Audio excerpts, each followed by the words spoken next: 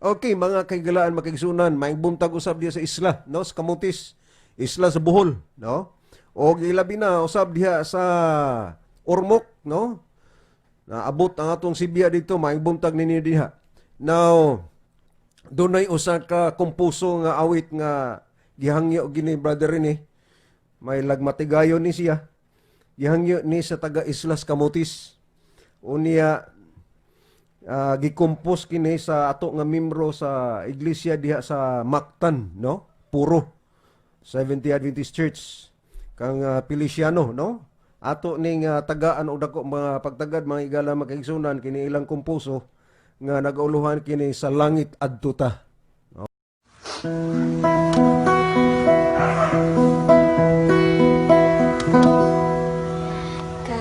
Kaigsuonan ko, panahon karon nga magbago. Usa ang buhaton mo, ang pagtuman sa sugo ni Kristo. Kahatuol na ang pagbalik niya, usa ang sala hinusulan ta. Sa langit mo adto ta, kay dito nunon ang kalipaytan.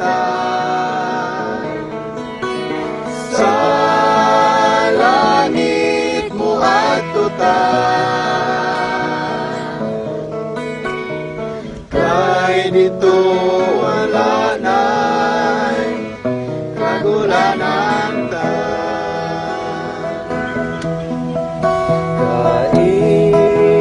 Kaigsuonan ko, nasingon ko kamo, kayang panahon karon grabe ka piling ko. Usaan mo aton mo ang pag-alagad kang Kristo, karon kita dili maimperno.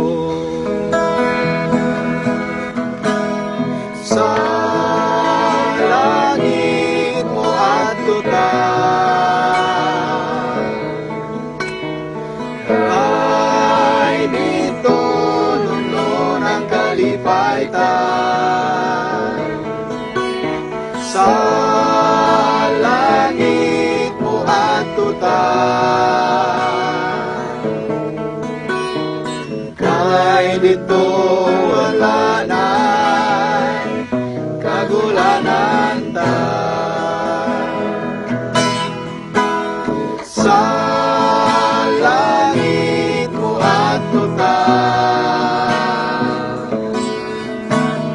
kay dito lunon ang kalipaytan. Sa langit mo adto ta, kay dito wala na'y kagulanan ta. Kay dito wala na'y kagulanan ta.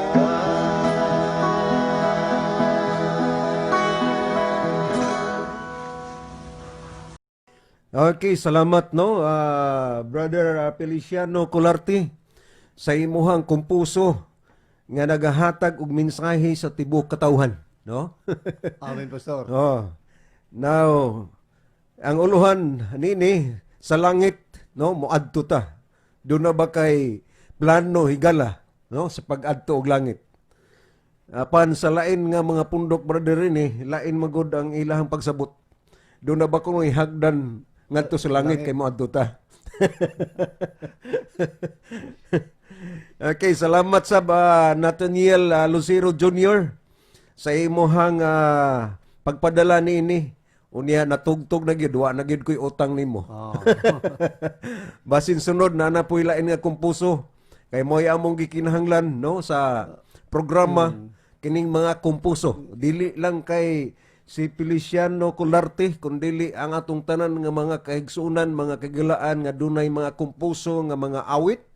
Ato na siyang gidawat dinhi sa atong programa sa Langit ng Huni kay mao kini ang tiunay gyud no nga atong lingwahe nga kinahanglan Oh. ato ang ipatugtog. Dili No? lamang lingwahe kundi lingwahe sa pulong sa Ginoo. Yes, pulong gyud sa Ginoo. Dili lamang lalim pastor ang pagkumpos usa ka kanta. Oo. Kung way guidance sa Holy Spirit.